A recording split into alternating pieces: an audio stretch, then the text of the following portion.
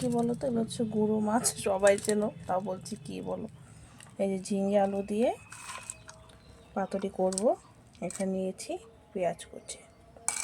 চলো একসাথে মেখে নেবো, ছোটো মাছ তো।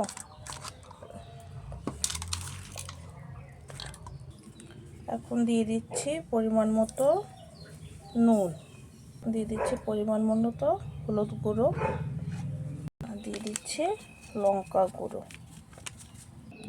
দিয়ে দেবো কাঁচা তেল। ভালো করে মেখে নেব।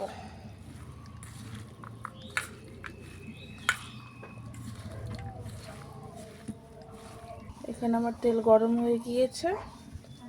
এখন এই যে মেখে নিয়েছি,